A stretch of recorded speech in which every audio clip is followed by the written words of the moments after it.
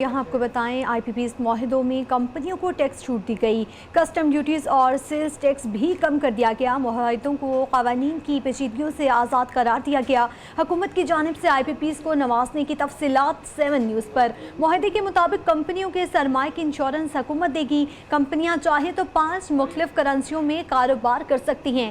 IPPs کمپنیاں dollar, pound, euro, جاپانی یان اور چینی کرنسی میں کاروبار کر سکتی ہیں۔ کمپنیوں کو منافع اور ادائیگیاں ڈالروں میں کرنے کی گارنٹی دی گئی۔ IPPs کو جب اور جتنی کرنسی چاہیے ہوگی اسٹیٹ بینک آف پاکستان بندوبست کرے گا۔ آزادانہ پیسوں کی ترسیل اور فارن ایکسچینج بھی معاہدوں کا حصہ۔ دستاویزات میں بتایا گیا ہے کہ معاہدوں میں ایندھن کی فراہمی یقینی بنانا حکومت کی ذمہ داری قرار دی گئی ہے۔ ملک میں کسی بھی قسم کی تبدیلی کا معاہدوں پر اثر نہیں پڑے گا۔ حکومت کی گارنٹی کے باعث ٹیکس میں تبدیلی اور رد و بدل کا بھی IPPs معاہدوں پر اثر نہیں پڑے گا۔ پاور کمپنیوں سے 100% منافع پر معاہدے کیے گئے ہیں۔ پاور ڈویژن ذرائع کا کہنا ہے کہ ٹیکسز اور ڈیوٹیز کی مد میں سہولتوں سے IPPs نے 1200 ارب روپے کا فائدہ اٹھایا۔ 1994 سے اب تک IPPs کمپنیاں 15,000 ارب روپے کیپیسٹی پیمنٹ وصول کر چکی ہیں۔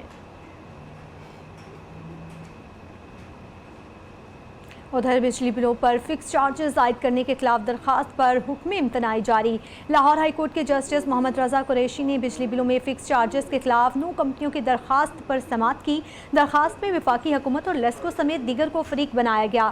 درخواست گزاروں کی جانب سے خواجہ وسیم عباس ایڈوکیٹ عدالت میں پیش ہوئے۔ درخواست گزاروں کی جانب سے موقف اختیار کیا گیا کہ لیسکو نے بجلی بلوں پر فکس چارجز کا نفاذ کر دیا ہے۔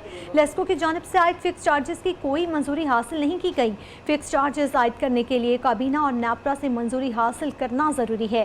درخواست میں مزید کہا گیا کہ لیسکو نے بغیر بجلی استعمال ہوئے 32 لاکھ روپے کا بل بھیج دیا ہے۔ گزشتہ ماہ 57 لاکھ روپے جبکہ اس ماہ 1 کروڑ 56 لاکھ روپے کا بل بھجوا دیا گیا ہے۔ عدالت لیسکو کی جانب سے فکس چارجز کو ختم کرنے کا حکم دے۔ عدالت عالیہ نے بجلی کے بلوں پر فکس چارجز عائد کرنے کے خلاف درخواست پر حکم امتناعی جاری کر دیا۔ اور یہاں آپ کو بتائیں بجلی کی فی یونٹ قیمت میں 1 ماہ کے لیے کمی کا امکان۔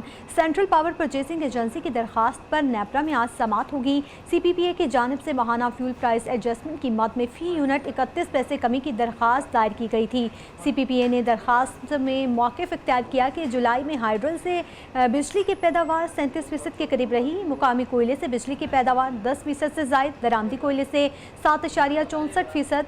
فرنس آئل سے جولائی میں بجلی کی پیداوار بالکل معمولی 10.59% رہی ہے۔ ماہ جولائی میں قدرتی گیس سے 7.93%، جبکہ درآمدی RLNG سے 20% کے قریب بجلی پیدا کی گئی۔ جولائی میں نیوکلیئر سے بجلی کی پیداوار 13.36%، جبکہ ونڈ سے 3% تک ہوئی۔ حکومت کی جانب سے بجلی کی فی یونٹ قیمت میں 1 ماہ کے لیے معمولی کمی کا امکان ہے۔